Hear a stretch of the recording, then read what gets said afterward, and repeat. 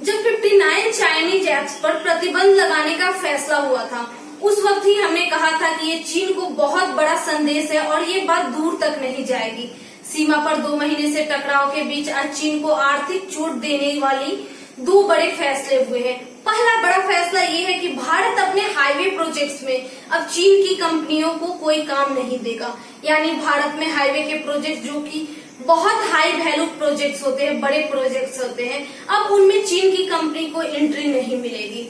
दूसरा बड़ा फैसला ये हुआ है कि संचार मंत्रालय ने सरकारी टेलीकॉम कंपनी बीएसएनएल के 4G अपग्रेडेशन सेंटर को रद्द कर दिया है।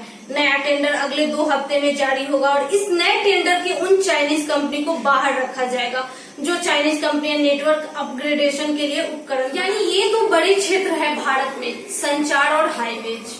इन दोनों में चीन की कंपनियां बाहर होगी। एक के बाद एक हर रोज भारत सरकार चीन को संदेश दे रही है, चीन जो कुछ भी कर रहा है गलत है और इस बार भारत चुप नहीं बैठेगा।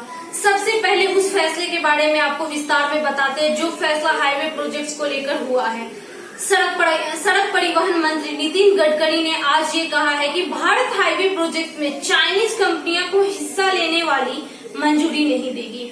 सिर्फ यही नहीं, अगर कोई चाइनीज कंपनी भारत के किसी कंपनी के साथ मिलकर कोई ज्वाइंट वेंचर भी बनाती है और सड़क निर्माण की किसी कॉन्ट्रैक्ट में हासिल करना चाहती है तो अब भी भारत नहीं देगा। सड़क परिवहन मंत्रालय बहुत जल्द ही एक नई नीति बनाएगी जिसमें चाइनीज कंपनियों पर प्रतिबंध लगाने के नियम होंगे और देसी कंपनियों के लिए नियमों में रियायत दी जाएगी, जिसमें बड़े प्रोजेक्ट्स में भी हमारे देश की अपनी स्वदेशी कंपनी को ज्यादा मौके मिलेंगे।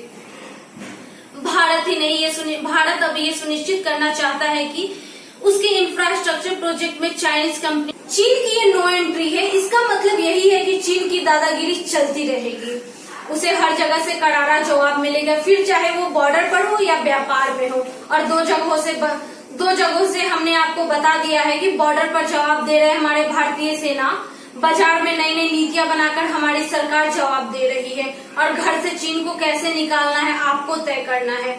उसका जवाब हमारे भारत के 137 करोड़ लोग खुद देंगे, स्वेच्छा से स्वदेशी को अपनाकर।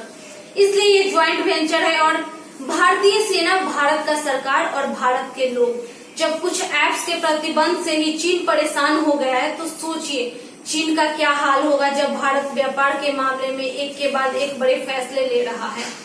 आपको यह ध्यान रखना चाहिए कि पिछले वर्ष प्रधानमंत्री मोदी जी ने क्या कहा था, 2024 तक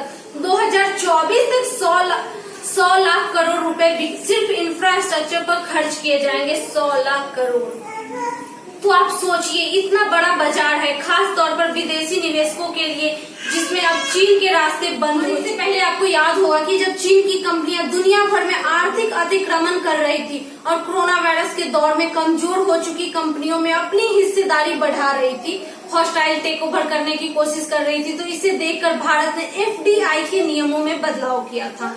इसमें फैसला हुआ था कि भारत के साथ जिन देशों का बॉर्डर है उन देशों की किसी भी कंपनी और व्यक्ति को भारत के किसी भी क्षेत्र में निवेश करने से पहले भारत सरकार की मंजूरी लेनी होगी।